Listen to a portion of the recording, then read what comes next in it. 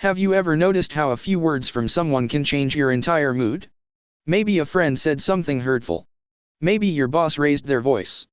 Or maybe someone ignored you, and it stayed in your mind all day. It often feels like others control how we feel. But the truth is simple: no one can disturb your peace unless you let them. This is the story of a man who learned that lesson the hard way. In a small village surrounded by mountains lived a man named Rahim. People knew him for one thing: his short temper. If the food lacked salt, he would shout at his wife. If an animal wandered into his field, he would lose his patience. Even the sound of children playing annoyed him. "Can't anyone stay quiet?" he would yell. Rahim believed the problem was always outside him. The world, according to him, was full of careless and disrespectful people. His wife, Amina, would often speak calmly, "Rahim, why do such small things make you so angry?" He would reply sharply, "Because people should behave properly. If they don't respect me, how can I stay calm?" What he didn't realize was that he was handing over control of his emotions to everyone around him. One summer, a traveler arrived in the village. He was a monk, dressed simply, with a peaceful expression. He spent most of his time sitting under a large banyan tree near the village well. People said he didn't speak much, but his words had depth. One day, Amina suggested, "Why don't you meet him? Maybe he can help you." Rahim laughed it off. "What can a monk teach me? He doesn't deal with real problems." But the next day, something happened. While working, a young boy accidentally broke one of Rahim's tools. Rahim exploded in anger, shouting so loudly that the boy ran away in tears. That evening, Rahim sat alone, feeling heavy inside. "Why do I always feel worse after getting angry?" he wondered. He couldn't sleep that night. Before sunrise, he walked to the banyan tree. The monk was sitting quietly, eyes closed. After a moment of hesitation, Rahim said, "I'm tired. People keep making me angry, and I can't control it." The monk opened his eyes and gently said, "Sit down." He asked, "When you get angry, how long does it stay with you?" Rahim replied, "Sometimes hours, sometimes the whole day.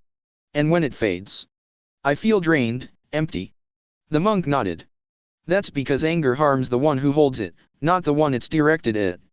He picked up a bowl of water and said, "Look at this. When it's still, you can see your reflection. But if I shake it, everything becomes unclear." Rahim watched silently. "Your mind works the same way," the monk continued. "When it's disturbed, you cannot see things clearly." Rahim asked, "So should I just stay quiet when someone insults me?" The monk smiled. "No. Learn to respond, not react. There's a difference. If someone throws dirt at you, you can either catch it or step aside." The next day, the monk gave Rahim a simple task. He asked him to bring water and some sand. "Now boil the water," the monk instructed. As the water heated, he asked, "Can you touch it?" "No, it's too hot," Rahim said. That's what anger is like. When emotions are boiling, you cannot feel peace. Then the monk added sand to the water. This is what happens when you react: your mind becomes clouded. After some time, the sand settled, and the water became clear again. This is what happens when you stay calm. Your mind settles, and clarity returns.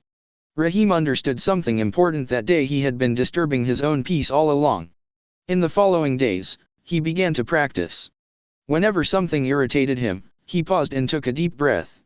He reminded himself not to catch the dirt. It wasn't easy at first. His old habits pushed back. One day, a shopkeeper tried to cheat him. Rahim felt anger rising, but instead of shouting, he calmly said, "I'll take my business elsewhere." Then he walked away. For the first time, he felt a strange sense of relief. That night, he slept peacefully. But life always tests change.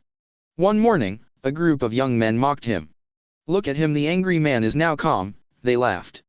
Rahim felt the heat building inside again. His fists tightened. But then he remembered the monk's words. He relaxed, smiled, and said, "You're right.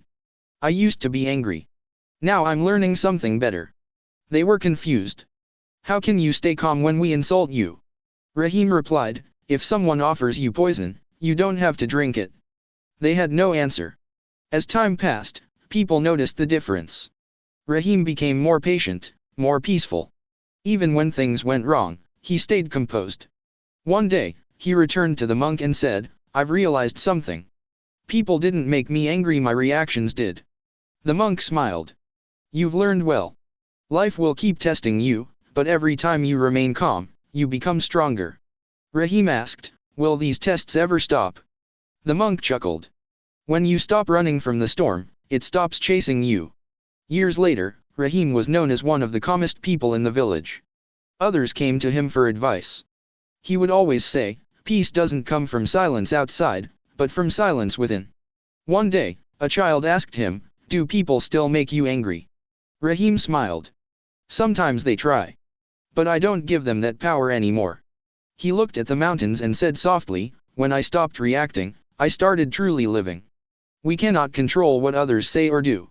But we can control how we respond. Every reaction is a choice. Every moment of patience is strength. True power is not in reacting loudly, it's in staying calm when everything around you is trying to shake you. So next time someone tries to disturb your peace, just remember, don't catch the dirt. Because you may not control the world, but you can always control yourself.